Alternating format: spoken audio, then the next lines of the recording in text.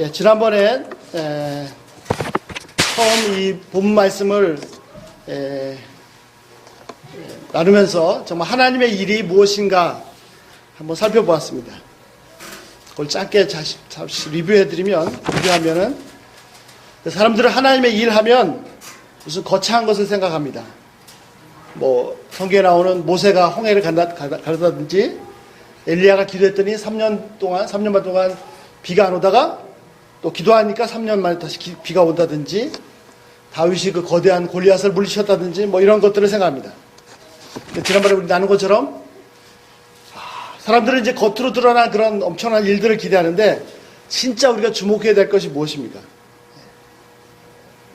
진짜 우리가 주목해야 될 것이 뭐냐면 모세가 홍해 바다를 가르기 전에 그 거대한 바다를 향해서 지팡이를 내밀라 하시는 그 하나님을 믿었다는 사실입니다. 앞에는 홍해 바다요, 뒤에는 애굽의 최강의 군대가 있습니다. 이런 상황에서 한민족을 구원하고 이끌어야 될 지도자가 갑자기 바다를 향해서 지팡이를 내밉니다.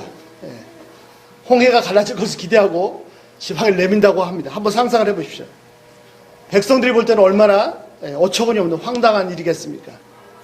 드디어 모세가 스트레스를 엄청 받더니 정신 돌아오라. 뭐 이러지 않겠습니까? 그러나 모세는 백성들이 뭘 어떻게 할까? 그런 거 관계없이 지팡이를 바다를 향해서 내밀라고 하시는 그 하나님 말씀에 순종해서 지팡이를 내밀었습니다. 어떻게 이럴 수가 있습니까? 지금 이 한민족을 구원해야 될 지도자가 장난하는 것도 아니고 바다에서 지팡이를 내민다니요. 어떻게 이럴 수 있습니까? 그가 그렇게 할 수 있었던 것은 그렇게 하라고 말씀하신 그 하나님을 믿었기 때문에.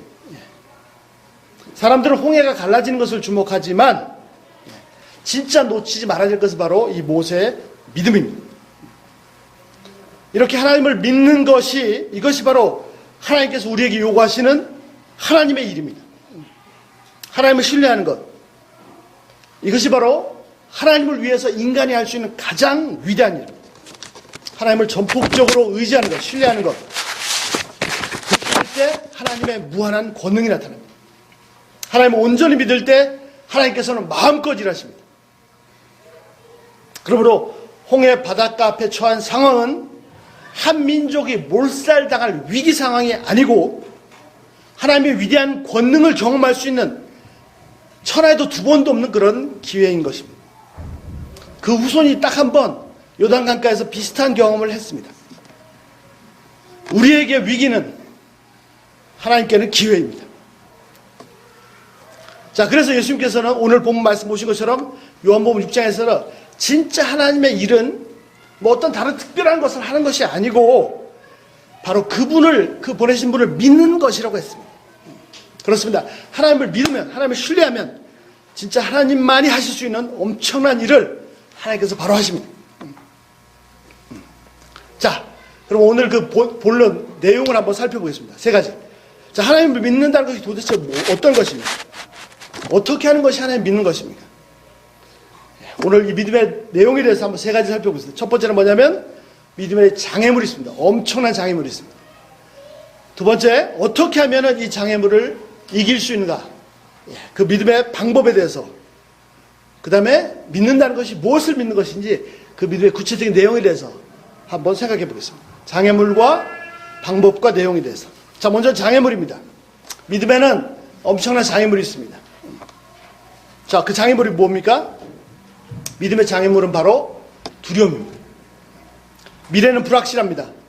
사람들은 잠시 후의 일도 알 수가 없고 보장된 것이 없습니다. 그래서 불안합니다. 그래서 그 불안한 것을 사람들이 어떻게 해결하려고 하냐면 많은 경우에 돈을 의지해서 해결하려고 합니다. 그래서 돈을 많이 축적해 있으면 괜찮지. 주머니에 돈이 충분히 있으면 좀 안심합니다. 그러나 주머니가 다 비면 돈이 없으면 불안해지죠. 그러나 돈으로 해결될 수 있는 문제가 아닙니다. 돈으로 해결할 수 없는 것이 훨씬 많습니다. 자, 이렇게 불확실할 때 많은 경우 크고 작은 두려움에 빠집니다. 그리고 두려움에 사로잡히면 내가 할 수 있는 능력의 절반도 발휘를 못합니다. 그리고 두려움이 깊어지면 그 두려움 때문에 실제로 자신이 생각했던 대로, 염려했던 대로 실패에 빠지게 맙니다. 그러나 분명한 한 가지 진리는 제가 많은 분들과 나눴지만 분명한 한 가지 진리는 뭐냐면 두려움은 결단코 하나님께서 주신 것이 아니라는 겁니다. 우리 같이 한번 말씀 보시겠습니다. 디모데후서 1장 7절. 예. 디모데후서 1장 7절. 예. 신약성경 343쪽입니다. 1장 7절. 예. 자, 하나님께서 우리에게 주시는 것은 두려워하는 마음이 아니요 오직 능력과 사랑과 근신하는 영이라. 그렇습니다. 하나님께 주신 것은 두려움이 아닙니다. 세상 신들은 두려움을 줍니다. 그래서 그 진도를 달려야 돼. 하나님은 절대로 두려움을 주지 않습니다. 하나님이 주신 것이 뭡니까? 능력과, 즉 할 수 있다. 그 다음에 사랑, 그리고 근신하는, 절제하는, 셀프 컨트롤 할 수 있는 능력입니다. 자, 두려움이 만약에 하나님께서 주신 것이 아니라면 누가 주는 겁니까? 하나님께 주신 것이 아니면 그렇죠, 바로 마귀가 주는 거죠. 두려움 바로 마귀의 말에 귀를 기울이는 것입니다. 마귀의 말에 귀를 기울이는 것은 마귀를 믿는 것과 마찬가지입니다. 우리가 누굴 믿는다 할 때 뭐죠? 그 사람 말을 믿는 거죠. 예. 자, 여러분 한번 지난번에도 봤지만 한번 생각해 보십시오. 큰 계곡 사이에 이스라엘 군대와 블레셋 군대가 전쟁이 벌어졌습니다. 그런데 골리앗이 나타나서 소리 지릅니다. 키가 막 거의 뭐 2m 50인지 되고 창 하나의 무게가 막 배틀 채 갖고 나와서 소리 지르면서 합니다. 자, 여러분, 골리앗이 한 일이 무엇입니까? 골리앗이 한 일 아무것도 없습니다. 이스라엘 병사 하나 죽인 게 없습니다. 그냥 소리만 질렀어요. 근데 어떻게 됐어요?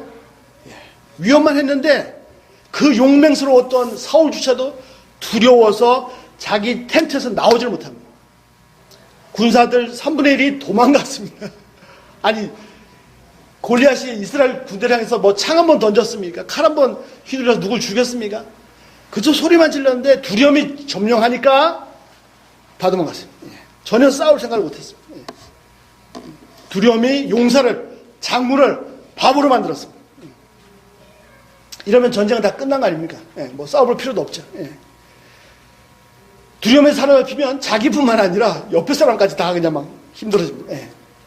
겉으로 막 으쌰으쌰 할 수 있다 한다고 하더라도 그것이 진짜 용맹스러움에서 나온 것인지 두려움에서 나온 것인지 다 알 수 있습니다. 실제 골리앗 실상 무엇입니까? 실제 부딪혀 봤더니 돌멩이 하나로 끝났습니다. 자, 민족의 위대한 지도자 모세가 죽었습니다. 전혀 경험이 없는 여호수아 장군이 이스라엘 민족을 이끌고 가나안 땅을 정복해야 됩니다.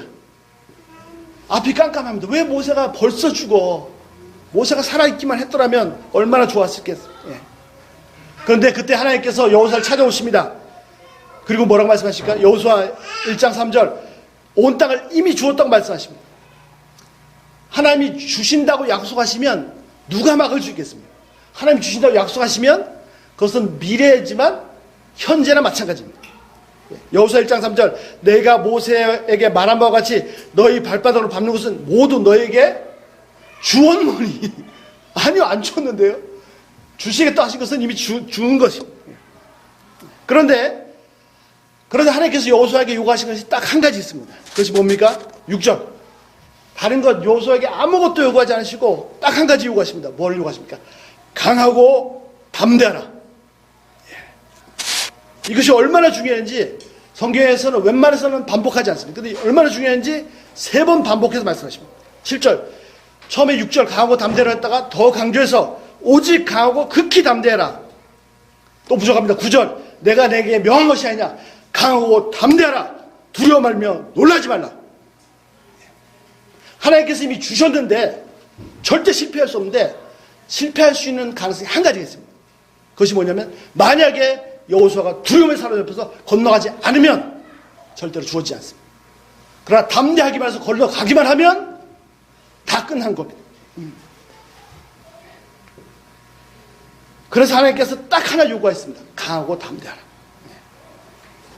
그리고 말씀 순종해서 건너갈 때 다 주어지는 것입니다. 믿음의 장애물은 뭐냐? 두려움입니다. 여러분 혹시 염려, 근심, 불안, 걱정들이 찾아 들어오면 지금까지는 뭐 어떻게 하셨는지 모르겠습니다. 앞으로는 이거는 절대로 하나님이 주신 것이 아니다. 하나님이 하시는 명령은 강하고 담대하라는 것입니다. 그리고 기도하면 하나님께서 뭘 주십니까? 평안을 주십니다. 하나님의 임재 가운데 우리가 맛볼 수 있는 실제는 평안입니다. 조금씩 살펴보겠습니다. 자, 이제 두려움이 있는데 그러면 어떻게 하면 이 두려움을 이기고 하나님을 제대로 믿는 믿음을 가질 수 있습니까?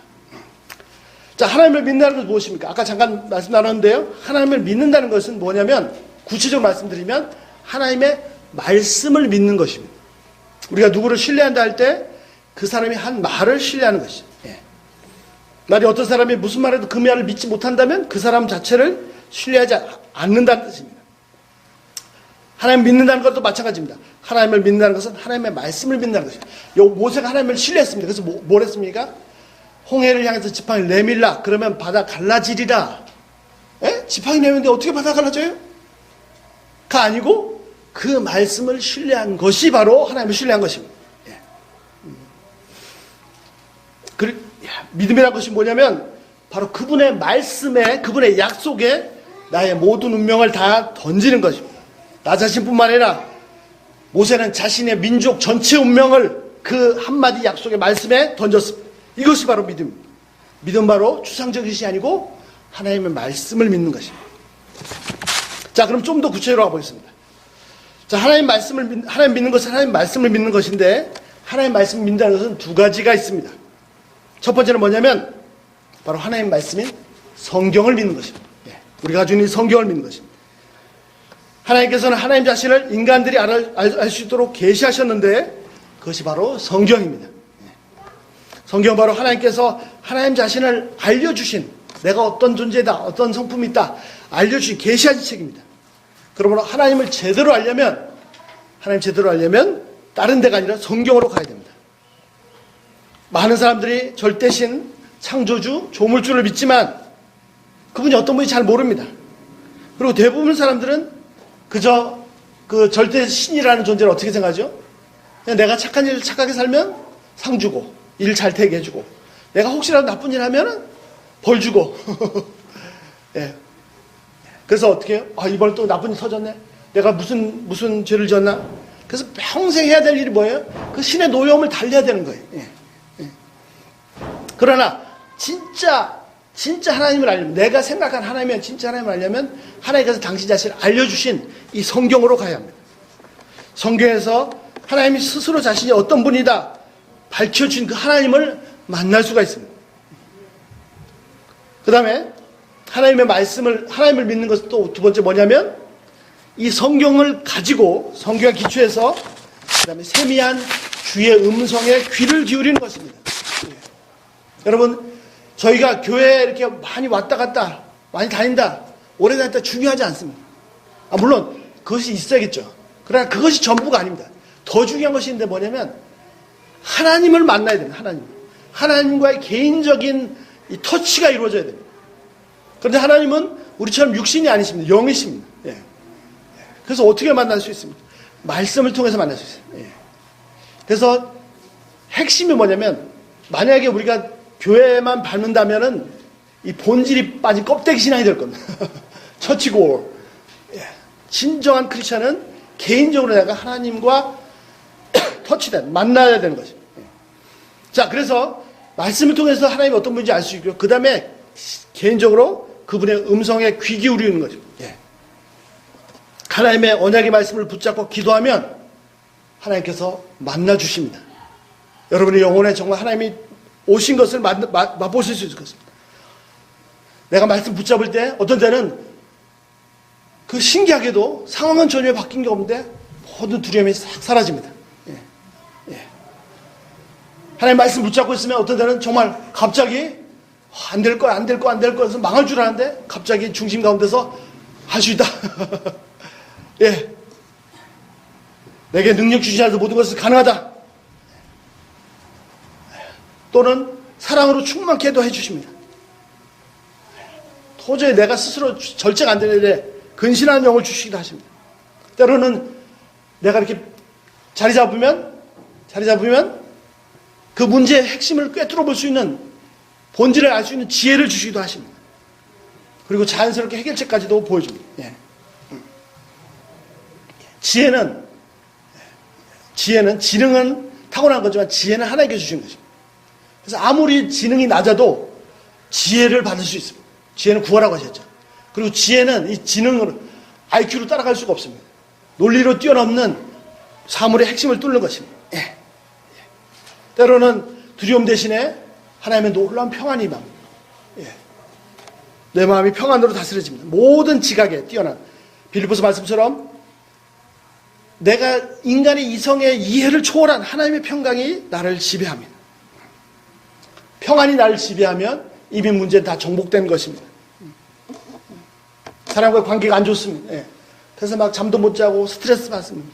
그럼 나도 막 이게 정신도 막 흐려지고 그런 상태에서 나가는 내 반응이 좋지 않습니다. 근데 기도하고 주께서 내 평안을 주실 때, 또 사랑을 주실 때 감당할 수 있습니다. 예. 꼭 여러분들 이 주님의 세미한 음성을 꼭 맛보셔야 됩니다. 예. 외부의 어려움을 정복하는 것은 내 불안한 마음을, 내 속의 두려움을 하나님의 평안으로 정복하는 것부터 시작합니다. 내 평안이 지배가 되면 외부는 다 이미 정복된 것입니다. 그런데 만약에 불안과 두려움이 같이 했으면 다리에 힘이 쭉 빠지고요. 먼저 주저앉게 만듭니다. 이거 심해지면 패닉 상태에 들어가요. 여러분, 제가 언제 또 그 출애굽기 말씀 깊이 나눌 기회가 있었으면 좋겠는데요. 홍해 갈라지기 전에 이 이스라엘 백성들이 패닉 상태에 들어갔어요.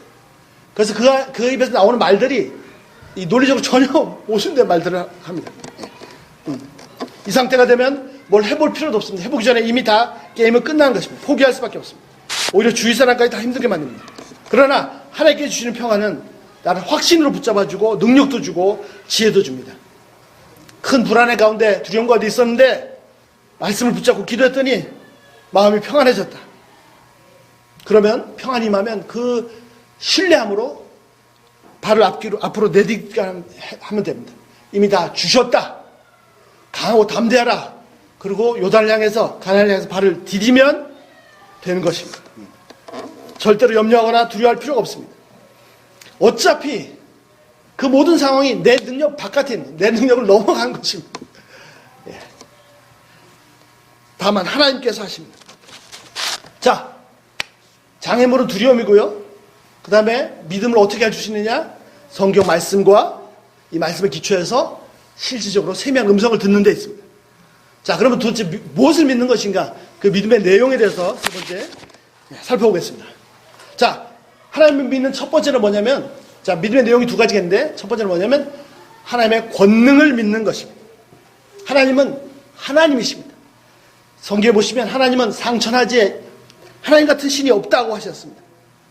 하나님의 권능은 무한합니다.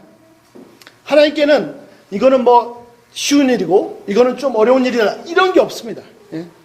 하나님께는 작은 돌도 가벼운 것이고, 큰 바위도 가벼운 것이고, 에베레스트 같은 엄청난 산도 가벼운 것이고, 지구도 가벼운 것이고, 지구의 수만 배 되는 태양도 가벼운 것이고, 이 은하계도 가벼운 것입니다. 하나님께는 뭐 이거는 좀 어려운 일, 그런 게 없습니다. 예. 뭐 여러분 그 수학 배우셨죠? 무한대에는 1이나 무한대에 비하면 1이나 100이나 1000이나 억이나 10억이나 뭐 조나, 예, 다 재료나 마찬가지죠. 예, 없는 것과 마찬가지죠. 예. 자, 바다를 향해서 지팡이를 내밀라. 그러면 갈라지리라. 이 말씀에 순종할 수 있는 근거는 그 하나님을 신뢰했기 때문이고, 그 하나님의 무한한 권능을 믿었기 때문입니다. 자, 여호수아에 보시면 전쟁, 가나안 정복 전쟁. 여호수아가 전쟁을 합니다. 기브온을 무찌르려고 했습니다. 근데 그 당시 사회가 지금처럼 무슨 전기가 있는 것이 아닙니다. 예, 횃불 하나 켜고, 어두워지면 횃불 하나 켜고 싸우는 건데, 아니, 전쟁은 더 끝나려 멀었는데 벌써 해가 떨어집니다. 예. 그때 갑자기 이 군대를 지휘하는 총사령관 여호수아가 소리를 지릅니다. 예. 뭐라고 소리 지릅니까? 여호수아 10장 12절. 여호와께서 아모리 사람을 이스라엘 자손에게 넘겨주시던 날에 여호수아가 여호와께 아뢰어 이스라엘 목전에서 하나님께 기도해서 이스라엘 사람들이 보는 앞에서 말합니다. 뭐라고 말합니까? 태양아, 너는 기브온 위에 머무르라. 달아, 너는 야알론 골짜기에 그리할지어다 하매 13절 상반절, 태양이 머물고 달이 멈추기를 백성이 그 대적에게 원수를 갚기까지 하였느니라. 자, 전쟁이 한참 진행중에 승리가 막 무르익어 가고 있는데 시간이 부족합니다. 그러니까 갑자기 총사령을 소리를 지릅니다. 백성들 앞에서 태양아 멈춰라, 달아 멈춰라. 예. 여러분, 우리는 너무 이게 쉽게 이렇게 믿음으로, 다 믿음이 좋으셔서 믿음이 좋아서 받아들이는데 그 실제 상황을 한번 생각해 보세요. 예. 자, 이 도저히 있을 수 없는 일입니다. 예. 도저히 있을 수 없는 일인데 여호수아가 배에 힘을 꽉 주고 믿습니다 하고 태양아 멈춰라, 달아 머물러라 소리 지른 것입니까? 여러분, 이 총사령관의 말 한마디는 이 군사들 전체에 사기에 영향을 미칩니다. 지금 한참 승리하고 있어 좋은데 갑자기 총사령관이 뭐 하는 거야 저거? 예, 예. 도저히 일어날 수 없는 일인데 믿겨지지 않는데 아니 된다, 나 하나님 믿는다 생각하고 태양과 달을 향해서 소리를 지른 것입니까? 절대로 아닙니다. 불안한데 된다 그렇게 소리 지르다면 절대로 태양이 멈추고 달이 멈추지 않았을 것입니다. 그러면 도대체 어떻게 명령할 수 있습니까? 오늘 본문의 말씀 보신 것처럼 여호와께 아뢰어 하나님께 기도한 것입니다. 그는 여호수아는 하나님의 권능을 이 자연의 법칙보다도 더 자연스러운 것으로 인식하고 있었습니다. 하나님이 하나님이심을, 하나님이 진짜 무한 권능 가신 하나님이심을 우리가 숨쉬는 것처럼 자연스럽게 의식하고 있었습니다. 우리 대부분의 사람들은 하나님보다는 실제 세상을 더 잘 압니다. 예. 그러니까 할 수 있는 일, 할 수 없는 일, 뭐 그렇습니다. 예. 여호수아도 우리와 똑같은 세상을 살아온 사람입니다. 그러나 그는 자기 신이 매일 부딪히는 현실의 삶, 이 자연의 법칙보다도 하나님의 권능이 더 자연스러운 것으로 인식되어 있는 사람입니다. 그는 마치 숨을 쉬듯이 하나님을 호흡하며 살았던 사람입니다. 그에게는, 여호수아에게는 하나님이 원하시면 태양과 달이 멈출 수 있다라는 이 사실이 마치 1+1은 2다 라는 것처럼 당연한 것이란 말입니다. 그는 소리 지르지 않았을 것 같습니다. 저는 정확히 모르겠어요. 소리 질렀는지 안 질렀는지 뭐 성경에 나오지 않으니까 모르겠습니다. 그러나 제 생각에는 소리 지르지 않을 것 같습니다. 오히려 쫄병 하나 불러서 명령하듯이 말했습니다. 태양아 멈춰라, 달아 멈춰라. 네. 자, 여러분, 현실에 매일 붙이는 현실의 삶이, 경제적인 어려움이, 건강의 어려움이 실체입니까? 아니면 하나님의 그 무한한 권능이 진짜 실체입니까? 여러분, 우리는 이 땅에 발을 디디고 있지만 이 세상을 호흡하며 살고 있습니까? 아니면 진짜 하나님을 호흡하면서 살고 있습니까? 여러분, 내 생에서 여호수아처럼, 모세처럼, 아니 그만큼 안 되더라도 그런 권능을 뛰어넘은 하나님의 실체를 한번 맛봐야 되지 않겠습니까? 그래야 내가 진짜 하나님 믿는 사람이다, 크리스찬을 할 수 있지 않겠습니까? 진짜 크리스찬은 비록 발은 똑같이 이 땅에 발을 딛고 있지만 이 세상을 사는 사람이 아니고 하나님의 임재 앞에, 하나님의 주권 앞에, 하나님의 다스림 앞에, 하늘을, 천국을 사는 사람입니다. 내가 매일 부딪히는, 피부로 부딪히는 이 현실보다도 하나님의 무한 권능을 더 현실로 느끼는 사람입니다. 저에게 그런 믿음을 주시길 기도합니다. 실제로 하나님은 무한 권능을 가진 분입니다. 자, 두 번째, 더 중요한 것, 믿음의 두 번째 내용은 하나님이 무한 권능을 가지신 분일 뿐 아니라 더 중요한 것, 하나님이 나를 무지무지하게 엄청나게 사랑하신다는 사실. 이 세상 어느 누구가 깨달은 것보다도 훨씬 더 많이 나를 사랑하신다는 것입니다. 자, 한번 얘기해보죠. 자, 좋습니다. 하나님은 전능하신 분입니다. 그래서 못하실 거 전혀 없습니다. 내 인생 어떤 두려움도 다, 어려움도 다 해결할 수 있습니다. 근데 갑자기 딱 믿음으로 행하려고 하는데 발목이 딱 잡힙니다. 어떻게? 그래, 하나님 다 해결해 주시는데 혹시 이런 잘못이 내가 죄가 많아서 생긴 게 아니야? 내가 이렇게 잘못이 많은데 어떻게 하나님께서 도와주시겠어? 내가 이렇게 못났는데 하나님 내 인생이 절대 역사하실 리가 없어. 아니요, 내가 이렇게 못났고 부족하기 때문에 하나님은 나를 더욱더 사랑하십니다. 부모들도 잘난 자식보다 못난 자식이 더 마음 아프고 더 애정이 가는 것입니다. 오히려 내가 못났기 때문에 나를 더 사랑하십니다. 만일 죄가 생각난다면, 어떤 어려움을 겪다 보니까 내가 하나님 이렇게 잘못했지, 죄가 생각난다면 그럼 어떻게 됩니까? 그래, 내가 이렇게 죄가 많으니까 이렇게 어려움을 겪어야 돼, 벌 받아야 돼. No! 죄가 많다고 생각되시면 그냥 회개하면 되죠. 회개하면. 하나님, 제가 잘못했어요. 회개하면 되죠. 여러분, 부모가 징계할 때, 애가 잘못이 징계할 때 그 녀석이 꾹 참고 버티면서 징계를 잘 맞으면, 매를 잘 맞으면 여러분 좋으시겠습니까? 진짜로 마음이 원하시는 게 뭡니까? 아버지, 내가 잘못했어요. 이미 다 용서할 준비가 되어 있습니다. 예.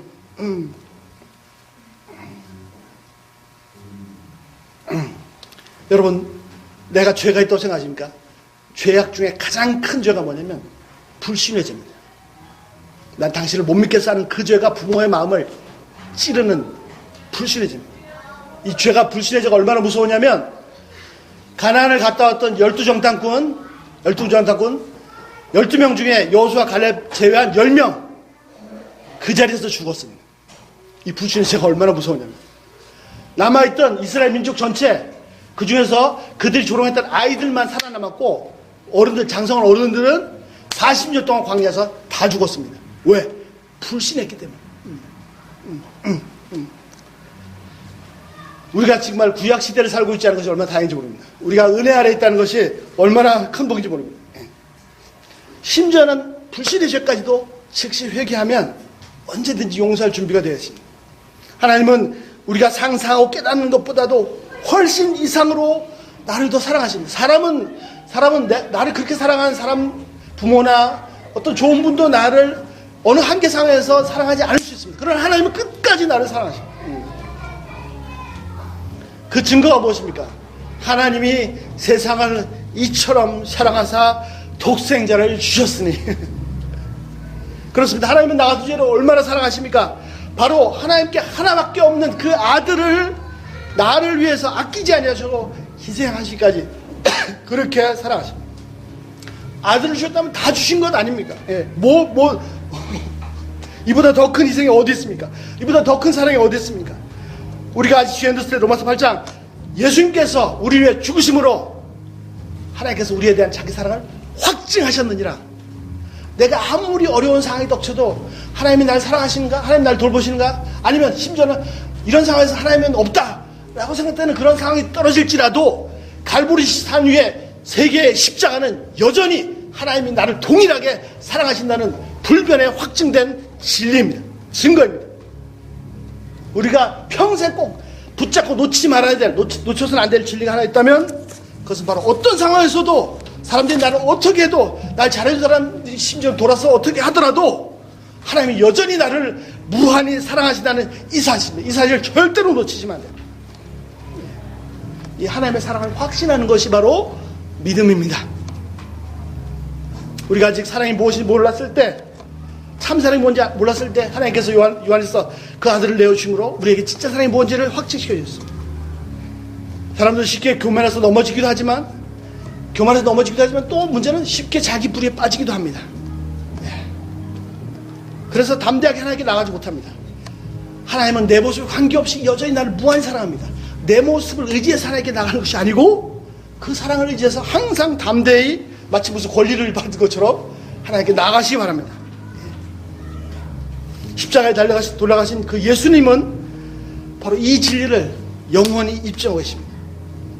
믿음은 하나님의 무한하신 권능을 믿는 것과 동시에 또한 나를 무한히 사랑하신다는 사실을 믿는 것입니다. 우리가 바로 은혜 안에 있음을 이제 하나님께서 나를 좋아서 막 너무 좋아하시는 그 은혜 아래 있음을 확신하는 것입니다. 나의 부족함, 내 모습, 내 연약함에 머무르는 것은 믿음이 아닙니다. 이미 십자가에서 다 용서하셨고 십자가를 통해서 하나님께서 주시고 모든 것을 다 주시기 원하십니다. 그 사랑이 전부 나를 던지는 것이 진짜 믿음입니다. 자, 혹시 여러분 이런 상황, 인생 살면서 그런 상황을 느껴보신 적 있습니까? 내 인생이 벼랑 끝에 서 있다. 더 이상 물러갈 데가 없다. 이제 물러가면 벼랑 끝에 떨어져 죽는다. 예. 마귀는 말합니다. 이제 한 발자국 더 내디디면 벼랑 끝이고 더 내디디면 떨어져 죽는다. 아니요. 여러분 한 발짝 벼랑 끝으로 내디디십시오. 그렇게 내디디면 이 벼랑 끝이 파멸의 시발점이 아니라 날개가 쫙 펼쳐지고 저 푸른 창공을 향해서 차고 올라가는 위대한 전환점이 될 것입니다. 여러분 독수리는 새끼를 그 독수리 둥지에다가 내버려 두지 않고 계속해서 공중에 집어 던집니다. 예. 이 새끼는 죽는 줄 알겠죠. 이 엄마가 미쳤어. 왜 나를 계속 공중에 집어 던지는 거야. 예. 그런데 공중에 떨어지면서 살려고 하면서 자기도 모르게 날개가 펼쳐지고 하늘을 차고 올라가고 있는 것입니다. 만일 새끼를 그저 독수리 둥지에다 놔두기만 한다면, 아니면 그냥 땅바닥에 놔둔다면 아마 평생 날지 못하고 바닥 기어다니는 닭이 될지도 모르겠습니다. 독수리는 근본적으로 하늘을 나르는 DNA를 가지고 있습니다. 새끼를 공중에 던지면 떨어져 죽는 것이 아니고 하늘을 나르는 그 DNA 유전자가 발휘되는 것입니다. 천공을 차고 올라가는 그 본성이 깨어나는 것입니다. 우리는 닭이 아니고 독수리의 DNA를 가지고 있습니다. 우리는 바로 믿음의 DNA를 가지고 있습니다. 도저히 해결될 것 같지 않은 장애물이 있습니까? 이러다 망할 것 같습니까? 아니요, 이것이 기회입니다. 바로 믿음의 날개를 쫙 펴시기 바랍니다. 이제 또 한 단계 성장하는 것입니다. 성장에는 아픔이 있어요. 진통이 있습니다. 초보를 벗고 전문가로 태어난 것이며 젖을 떼고 이제 걷기 시작, 스스로 뛰고 걷는 것입니다. 장성한 어른이 되는 것입니다. 땅바닥에 딱 붙어 사는 2차원적인 존재가 아니라 공중을 날아다니는 3차원의 존재가 되는 것입니다. 땅바닥에 기어다니면서 먹이라 줍는 미운 오리 새끼가 아니고 푸른 하늘을 우아하게 수놓은 백조가 바로 우리의 실상입니다. 여러분, 애벌레가 죽으면 이 온 세상이, 온 우주가 끝장났다고 생각합니다. 아니요. 이제 잠시 후면은 꼬치가 터지고 아름다운 나비가 날개를 펴고 나올 것입니다. 여러분, 눈앞에 나를 삼킬 것 같은 넘실거리는 홍해 바다가, 내 인생의 홍해 바다 펼쳐져 있습니까? 곧 빠져 죽을 것 같습니까? 홍해까지도 만드신 만군의 여호와 하나님을 신뢰함으로 그 문제를 향해서, 그 발을 향해서 발을 담그시기 바랍니다. 홍해가 갈라지고 요단 갈라지고 내 앞에 모든 장애물이 갈라질 것입니다. 골리앗이 나와서 우리를 다 잡아먹고 멸망시킬 것 같습니까? 모든 인간을 만드신 하나님, 골리앗까지도 만드신 하나님, 마음대로 모든 인간을 다스리신 하나님, 그 전능하신 하나님을 신뢰함으로 믿음으로 나아가십시오. 행하십시오. 돌멩이 하나라도 해결할 수 있습니다. 수많은 믿음의 선배들은, 성경에 기록된 뿐만 아니라 그 이후에 2000년 기독교 역사의 수많은 믿음의 선배들은 도저히 불가능한 상황이었기 때문에, 그래서 온전히 하나님만을 신뢰했던 사람들이었습니다. 그 불가능한 상황 때문에 망한 것이 아니고 자신의 한계를 훨씬 뛰어넘는 하나님을 만난 것입니다.